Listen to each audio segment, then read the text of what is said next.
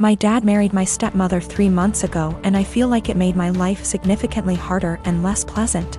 They moved in with us, and for the indefinite future this situation will not change. We have a 3-bedroom house, and before they moved in, my dad and I had our rooms, both with bathrooms. And there was a smaller room which was a study for my dad. After they moved in, Jenny, 16, turning 17 next month, got my room. And I had to share the smaller room with 11-year-old Tom and 10-year-old Mike. All my books, my telescope, my stuff are packed and in the basement now since there's no space anymore. This made me real angry, but my dad told me that I have to be a team player, and this is what him and his wife agreed on. Jenny treats me like shit. She sometimes acts as if I'm not there at all, and sometimes is super aggressive and hostile towards me. The other I asked Tom to stop going through my things, and she became so angry that I have no right to order her brother around. She told me to get it in my thick skull that I'm not their big brother to tell them what to do, even though all I asked was for them to stop going through my things. She said it's best if I don't talk to them at all, since that way they will get less influence from a weirdo like me. What I don't get is that if she's so concerned that I might leave a bad influence on Tom and Mike, why doesn't she take them into her room? Tom and Mike don't respect any boundaries. They're always through my stuff.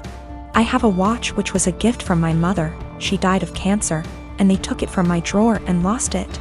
I found it weeks later in the basement with its front glass broken. Before they moved in, I used to get a $100 allowance every month.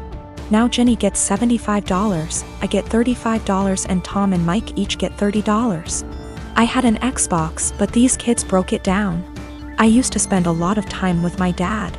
He used to come see me play basketball almost every week.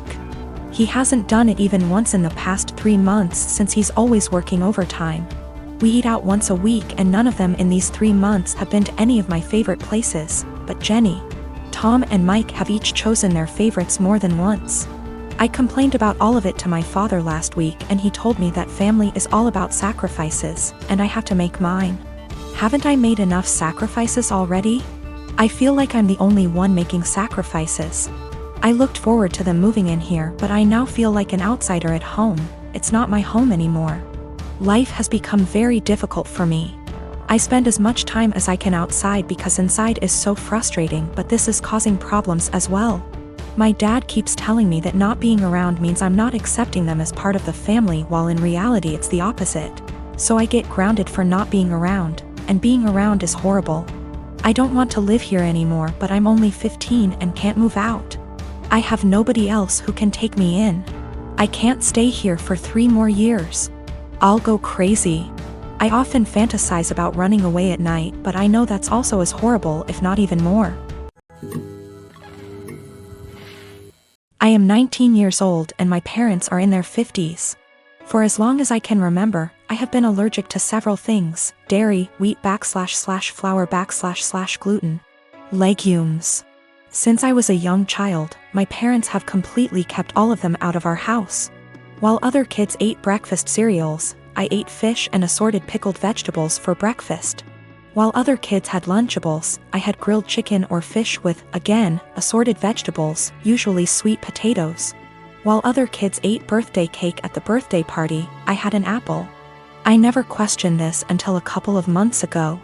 I was at my aunt's house for my birthday party, and she made brownies for everyone. For me, she took great steps to make them with almond flour and avoided all of my allergies. I started eating them and thought little of it until my aunt suddenly looked at me and, in a panicked way, asked which plate I took the brownies from. I pointed from the one where I got my brownies, and she immediately stood up and told me we had to get my EpiPen. She raced to ask my mother for it, and I sat there scared out of my mind because I had never mistakenly eaten flour before. I noticed my mother had calmed her down, and then she said that we don't have to worry because she had switched the plates of brownies.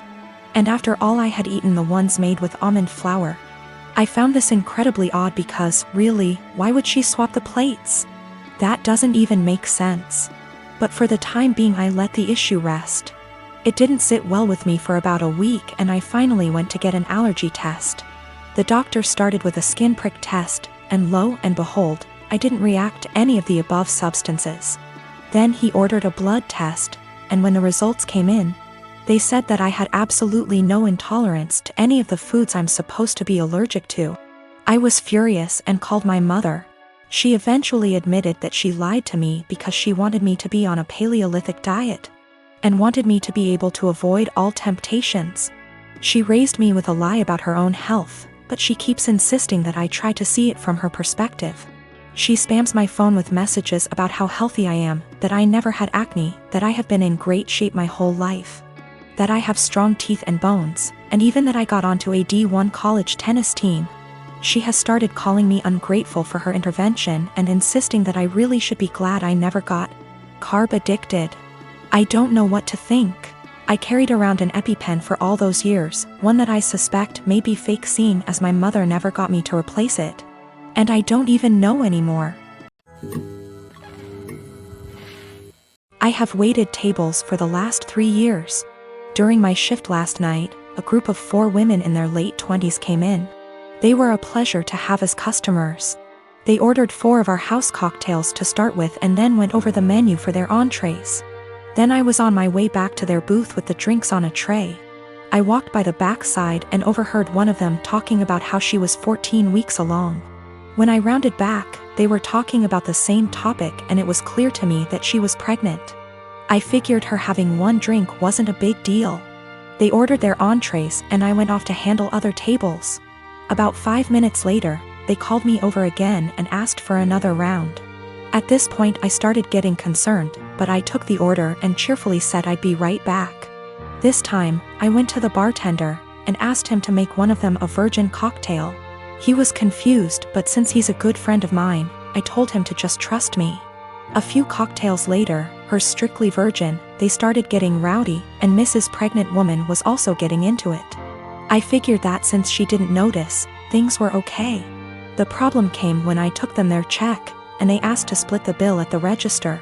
When Mrs. Pregnant Woman got to the counter, I saw her cocktails were marked with virgin. My bartender had edited each in the system for inventory. It was too late for me to edit them back, so I just had her pay, hoping that she wouldn't look at the receipt. They all thanked me and left, leaving a generous tip in the process. They were talking in the parking lot for the next short while, presumably waiting for an Uber. Several minutes later, Mrs. Pregnant Woman came back and asked what virgin on the receipt meant. I fessed up that it meant non-alcoholic. She blank stared me for a few seconds and then asked if she had ordered a non-alcoholic cocktail. I said no, but told her that I assumed she wanted one, seeing as she was pregnant.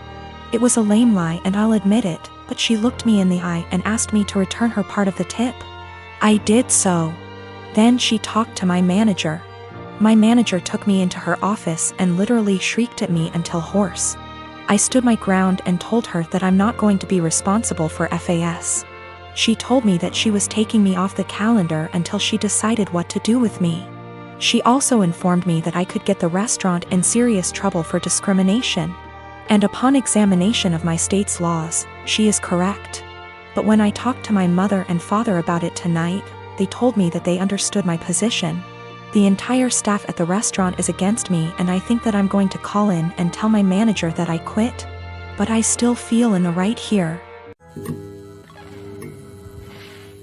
8 years ago, my sister got pregnant. The father wasn't involved and my sister didn't want the baby. But she also couldn't bring herself to terminate or adopt out to strangers. She approached me and my now ex-husband and asked if we would be willing to adopt her child. We weren't sure, as we were concerned this would lead to issues down the line, but my sister insisted that it wouldn't, so we ultimately agreed. Before Lucy was a year old, my husband left us both because my sister lied about Lucy's father. When Lucy was 4, I got together with my wife, and we married last year. My sister has said that seeing me and my wife with Lucy, who is now 7, confirms to her that she made the right decision.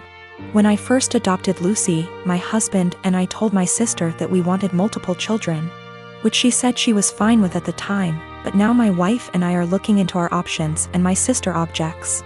My sister has been staying with us since July because her boyfriend kicked her out. She keeps asking Lucy if she's sure she wants siblings. Lucy has said that she does, and telling us she's worried we won't be able to give Lucy what she needs, and then today happened. We had an online consultation with a fertility clinic to talk about sperm donation. We told my sister about it and asked her to keep an eye on Lucy while we talked. The Wi-Fi went randomly on and off 3 times during the session, booting us out of the call each time. The 3rd time, my wife went to check it and saw my sister holding the power cord, and Lucy trying to plug it back in. Lucy saw my wife and said, "Auntie keeps turning the Wi-Fi off." Wife plugged it back in, but we could no longer get into the session, and we got an email from the doctor saying that if the Wi-Fi is going to be this bad, then maybe we should try a more local clinic, as we can't do online consultations. When we confronted my sister, she admitted that she wants Lucy to be an only child, so she has 100% of our undivided attention, and then said in a sarcastic tone, "Forgive me for only wanting what's best for my daughter." To which we responded that Lucy isn't her daughter. Things escalated until I said that my sister should go stay with our parents, and my wife drove her to their place. Since leaving, a few hours ago, she's apologized and begged to come back, and my parents have also asked me to take her back. But I've refused. They've all called me an arsehole for kicking my own sister out after one argument, because now she's unable to get to work. No car and too far to walk, and she's back in her childhood room while at our place she had a studio to herself behind the house.